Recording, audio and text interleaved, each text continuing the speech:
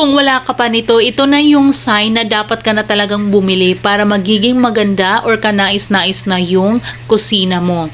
Lakas makasosyal talaga itong ating kitchen rack organizer.